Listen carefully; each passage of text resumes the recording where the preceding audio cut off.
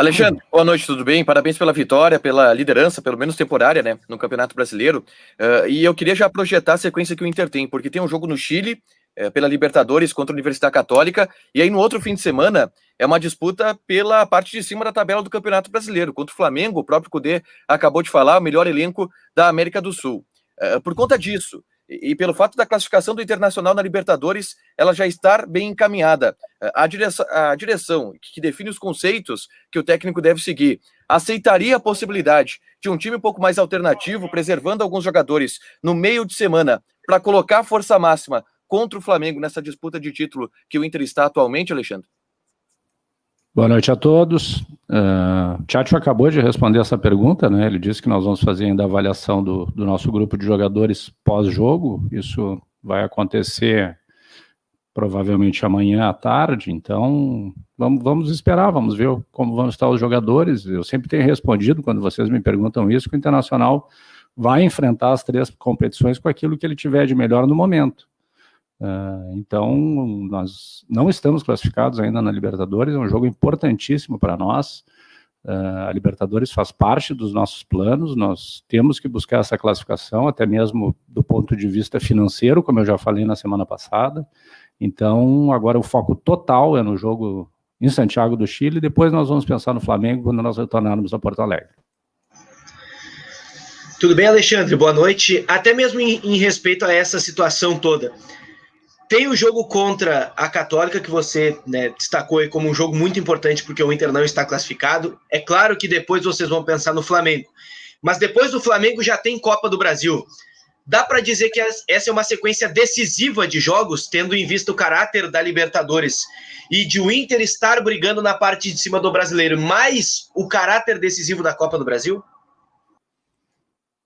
Bom, do ponto de vista dos mata-matas, né, sempre que nós ingressarmos no mata-mata, a partida tem um caráter decisivo. Então nós temos que primeiro classificar na Libertadores, depois pensar no Flamengo, que é a competição de longo prazo, né, que ela só vai terminar em fevereiro, e em seguida focar no Atlético Goianiense. Então é aquilo que a gente fala, né, cada competição tem a sua forma de jogar, cada jogo é diferente do outro, e nós temos que ter calma como dirigentes, saber que vamos ter muita dificuldade, né? Eu sempre disse que esse ano é um ano completamente atípico, um ano maluco, né? Porque é um jogo em cima do outro e todos os jogos extremamente relevantes. Então vamos jogando jogo a jogo e vamos tentando chegar no ponto mais alto da tabela no Brasileiro e suplantando as fases nas Copas, na Copa Libertadores e na Copa do Brasil. Alexandre, boa noite.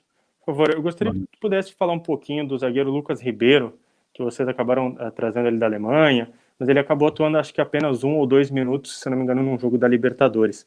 Você poderia atualizar um pouquinho a situação dele, se ele alguma opção técnica que ele não vem sendo relacionado, ou outro fator que você pudesse falar? Obrigado. O Lucas Ribeiro é um jogador que faz parte do nosso grupo, tem treinado, e a questão da utilização ou não dele, é óbvio que é sempre uma opção da comissão técnica. Ele estava à disposição, treinou essa semana, e a opção nesse jogo foi, eventualmente, não relacioná-lo, mas não há nada com ele tem treinado e está à disposição.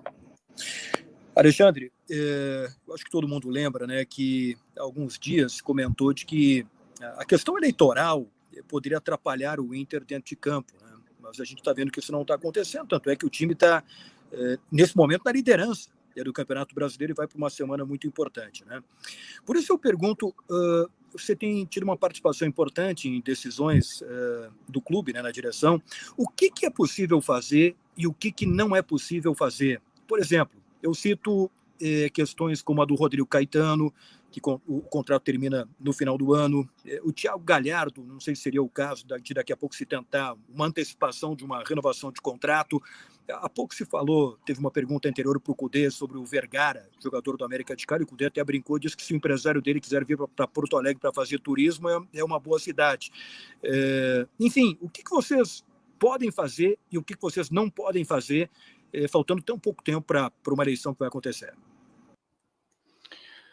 Bom, Gabardo, alguns dias atrás, até através de uma coletiva, eu me manifestei no sentido de que eu não seria candidato a presidente internacional, pelos motivos que elenquei naquele dia, e a partir dali disse também que viria para mais para dentro do vestiário, né? Muito embora nós estejamos aqui, o presidente Marcelo Medeiros, desde 2017, frequentando quase que diariamente o vestiário internacional, mas agora de uma forma, vamos dizer assim, mais efetiva no trato das questões da relação com a imprensa e enfim, no dia a dia com os jogadores. A minha missão aqui era blindar totalmente o vestiário dessa atmosfera eleitoral que estava querendo adentrar no nosso ambiente de trabalho, e a nossa missão foi bloquear isso. Acho que, de uma certa forma, nós conseguimos isso, e agora a eleição já tem aí, acho que os candidatos já estão mais ou menos postos, e a inscrição das chapas deve ocorrer, se não me engano, na próxima sexta-feira, e o cenário vai estar todo desenhado primeiro para os nossos conselheiros, e depois, no segundo turno, para os nossos associados. No que diz respeito à tua outra pergunta, que é a questão do Rodrigo Caetano, eu também já me manifestei sobre ela. Eu, particularmente, tenho uma relação muito boa com o Rodrigo. Nós estamos conseguindo, juntos aqui, equalizar praticamente todas as nossas questões diárias e problemas que não são pequenos. E essa relação, tanto minha quanto a dele com o clube, vai até 31 de dezembro. A minha por mandato e a dele por contrato. Depois, o destino vai caber a escolha dos próximos dirigentes do clube, e eles vão ter que tomar as decisões que melhor couber. Alexandre, com relação ainda à política, muito se falou e se confirmou, inclusive, que a política ela entra no vestiário e acaba atrapalhando. O Rodrigo Caetano viveu isso em outros clubes e disse que, de fato, isso acontece. Curiosamente, depois de um verdadeiro desembarque da gestão Marcelo Medeiros, o Inter hoje volta a viver um grande momento no Campeonato Brasileiro. Você confirma que isso tem relação? Se distensionou o ambiente? Você falou há pouco que chegou no departamento de futebol para blindar o departamento de futebol. Houve essa mudança de comportamento internamente, isso reflete dentro de campo, falando das questões políticas, e te pergunto também sobre a questão das contratações. O Gabardo te colocou isso há pouco, só para confirmar. Tem espaço, tem dinheiro para se contratar nesse momento? Vamos por partes então, Geiso. Primeiro, no que tange a blindar o vestiário, realmente era uma missão naquele momento, um momento onde houve uma turbulência política no clube. Isso não adianta tapar o sol com a peneira, era o que estava havendo.